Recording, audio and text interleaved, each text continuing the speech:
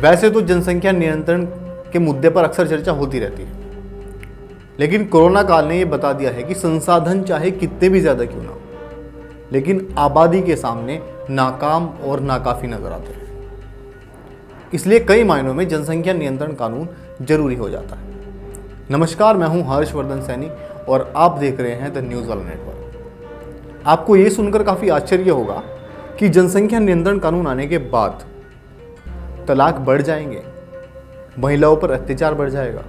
ये मैं इसलिए कह रहा हूं क्योंकि इन संभावनाओं को नकारा नहीं जा सकता है। इसलिए पहले शॉर्ट में आपको बता देता हूं कि जनसंख्या नियंत्रण कानून कहता क्या है।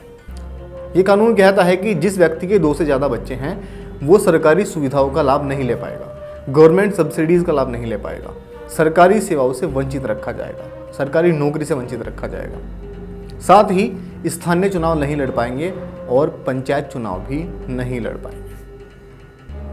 खैर, अब आपको सीधे तरीके से बता देता हूं कि जनसंख्या नियंत्रण कानून किस तरह प्रभाव डालता है महिलाओं की दुर्दशा पर, या फिर कहें तो तलाक बढ़ जाएंगे और महिलाओं पर अत्याचार बढ़ जाएगा।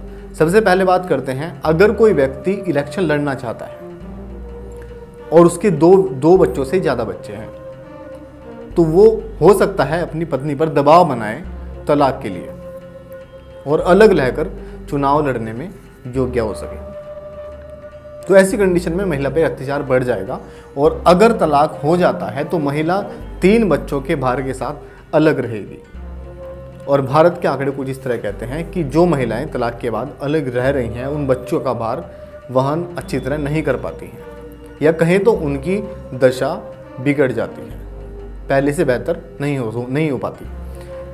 खैर, दूसरे मुद्दे पे अगर बात करें तो सरकारी नौकरी, अगर कोई व्यक्ति जिसके 2 से ज़्यादा बच्चे हैं और उसकी इस वजह से सरकारी नौकरी नहीं लग पा रही है, बाकी वो हर मामले में योग्य है, तो उसमें भी महिला पर ससुराल पक्ष की तरफ से या उस व्यक्ति की तरफ से अत्याचार बढ़ जाएगा, शोषण बढ़ जाएगा, या कहें तो जबरन तलाक लेने की कोशिश भी की जाएगी।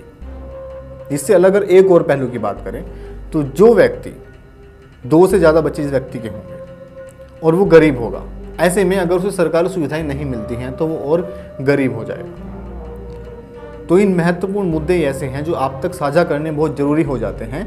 साथ ही एक बात हम आप तक पहुंचाना चाहेंगे कि अगर ये विधानसभा चुनाव में लागू होता है तो उदाहरण के तौर पर अगर उत्तर प्रदेश की अगर हम बात करें तो जनसंख्या नियंत्रण कानून के दायरे में अगर विधानसभा चुनाव आए तो वहाँ बीजेपी के ही 304 विधायकों में से 152 विधायक अयोग्य करार दिए जा सकते हैं, यानी कि 152 विधायकों के 2 से अधिक संतान है।